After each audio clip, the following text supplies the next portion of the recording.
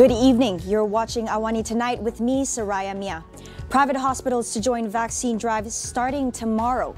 And 2-hour limit in shopping malls. Is it practical to be enforced? That's coming up.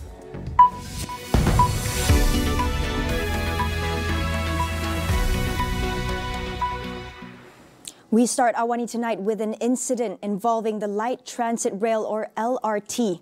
According to Rapid KL, LRT Klanajaya line is experiencing an incident, specifically trains number 40 and 81. Initial reports suggest the incident happened near Kampung Baru. Visuals on social media show some of the passengers are on the floor in the carriage. Some appeared to be injured and there were broken glasses. In a Twitter post, Rapid KL said all passengers have been rescued. Stay tuned as we will be bringing you more details on this incident live from location after this on Buletin AWANI Terkini.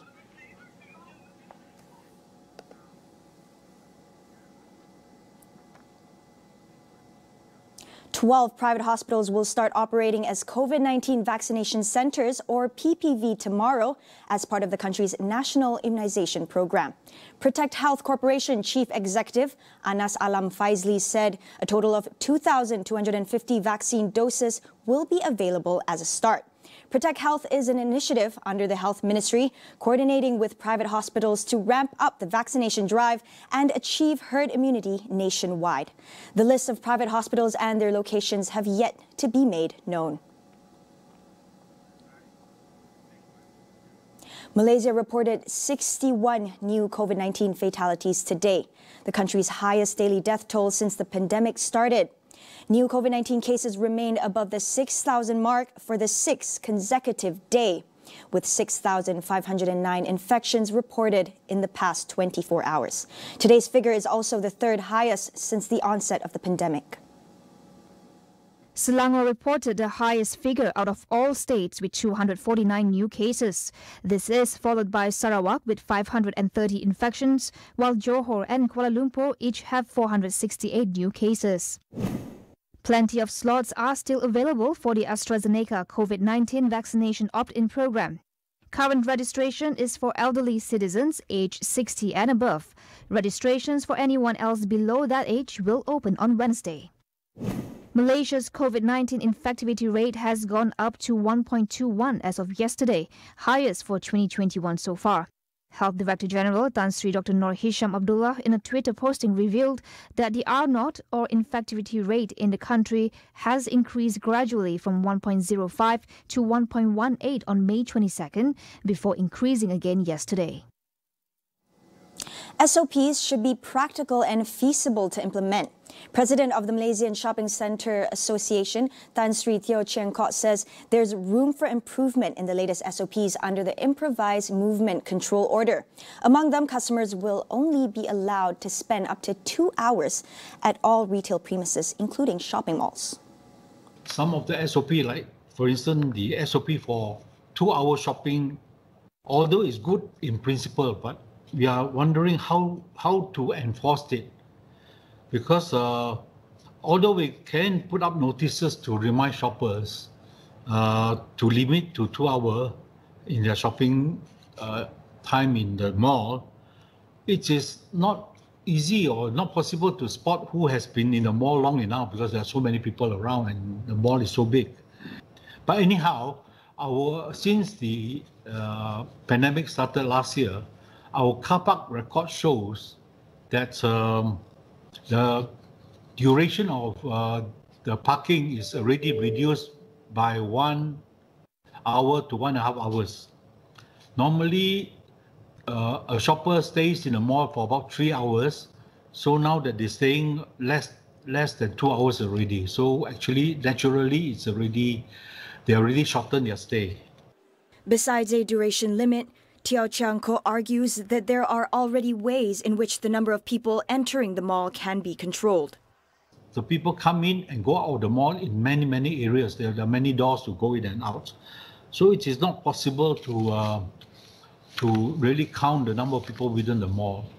But actually, under the town planning law, when we built the mall, we have already built the number of car parks based on 40 square meter, one car park. every 40 square meter of lettable space, we have to provide one car park.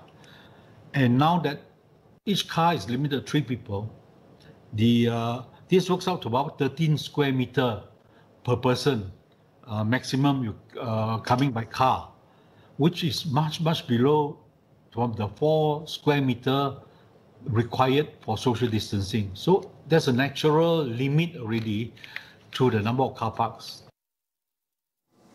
With stricter MCO in place nationwide, what enhanced SOPs should malls look into in order to prevent COVID-19 infections?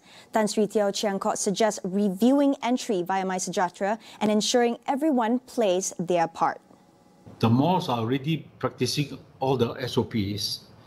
The tighter control today with the enhanced SOP is that we are now looking at all the shoppers coming in first at their My Sejahtera home screen to see whether they are under the low risk category. And only if we can confirm that it is low, they are in the low risk category, would we allow them entry. And formally, we have the alternative of people writing in manually on the record book. We have decided that we will remove all the record books because it is very difficult for us to determine whether what they record down there is accurate or not. And it is very difficult for the government to track and trace if they are looking for any casual contact with COVID cases. So this is the enhanced additional control we have advised our members to put in to complement the enhanced SOP. Teo urges everyone to play their part in controlling the spread of the virus by abiding to the rules and SOPs. At the end, it is a community effort. Everybody has to play their part. We do our part. We try and keep the mall safe. We sanitize as often as we need to. We clean the surfaces, especially the common touch areas, as much as we require to frequently. And at the end of the day, we need all parties to appreciate the need to social distance, to comply with the SOP, all for the safety of each and everyone in the community. The Selangor government will consider a proposal for COVID-19 screening tests to be conducted from house to house. Menteri Besar Datuk Seri Amiruddin Shari said this suggestion's feasibility will also depend on the availability of manpower, including volunteers. He said this to the media after launching the Selangor Prihatin Humanitarian Fund for the Palestinians. On the fund, he said it was one of the state government's efforts to express its solidarity with the Palestinian people. It aims to collect 1 million ringgit and the collection will be used to buy medical equipment and ambulances, he said, adding that almost 224 million ringgit was raised for the fund today. Former Home Minister Datuk Seri Ahmad Zahid Hamidi's foreign visa system corruption trial kicked off at the High Court today. In its opening statement, the prosecution said Zahid took advantage of his position to reap monetary benefits for himself. Meanwhile, lawyer representing Zahid rejected the prosecution's statement, describing their client as a victim of selective prosecution. Deputy Public Prosecutor Datuk Raja Rosella Rajatoran said the prosecution would present evidence that Zahid, during his 4 years as Home Minister, had received bribes of millions of ringgit as payment and inducement to maintain Ultra Kirana Srinivas Berhad's appointment contract with the government for services rendered to the Home Ministry. Zahid is facing 40 charges in connection with the foreign visa system scandal. The prosecution is expected to call 20 witnesses to testify against Zahid. Zahid denied all allegations and maintained his innocence.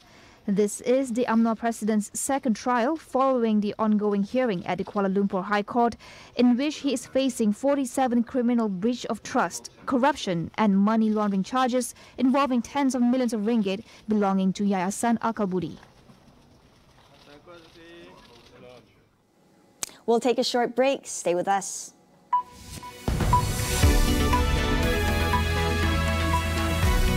Empat lokaliti di Sabah dikenakan perintah kawalan pergerakan diperketatkan PKPD.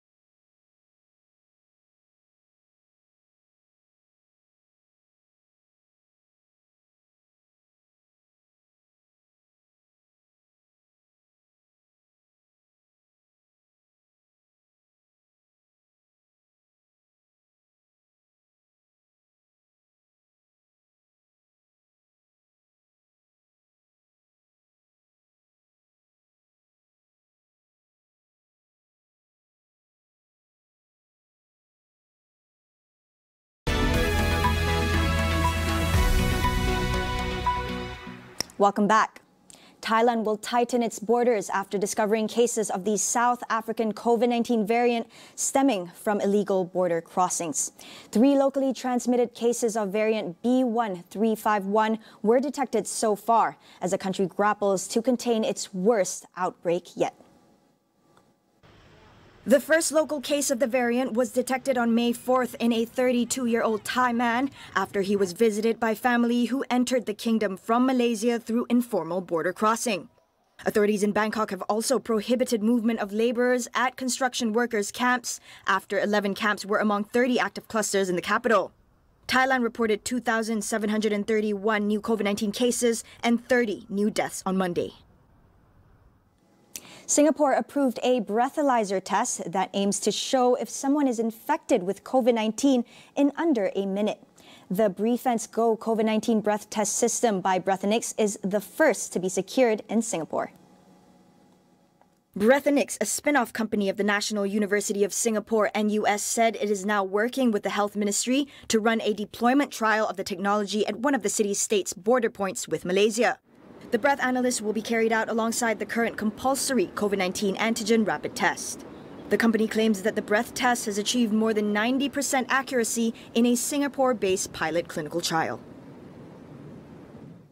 Myanmar's deposed leader Aung San Suu Kyi appeared in person at a court hearing today for the first time since the military coup. In the hearing, she voiced defiance, vowing her ousted political party would exist as long as the people exist. She said this even as the junta threatens to dissolve her National League for Democracy party over alleged voter fraud.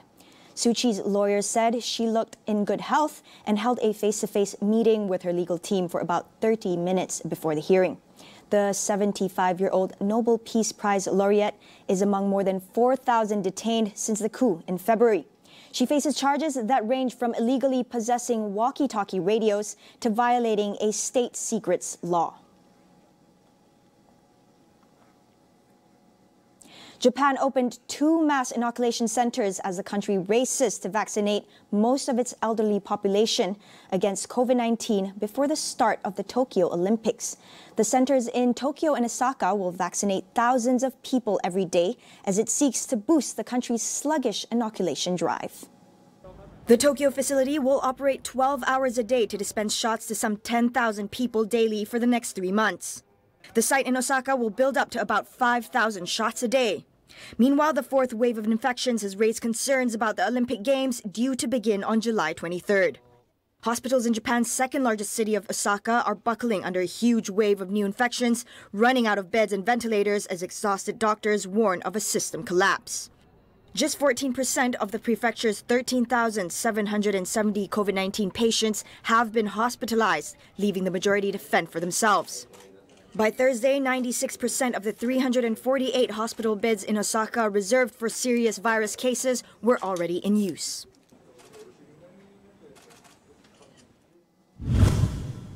The recent deaths of Siva Balan Subramaniam and A. Ganapathy have once again raised public outcry that not enough has been done to address deaths in custody. Tonight on Consider This, we ask our guests why custodial deaths persist. That is all we have for you on AWANI tonight. Get the latest news updates on COVID-19 and COVID-19 vaccines from astroawani.com and Astro AWANI app. I'm Saraya Mia. We'll see you again.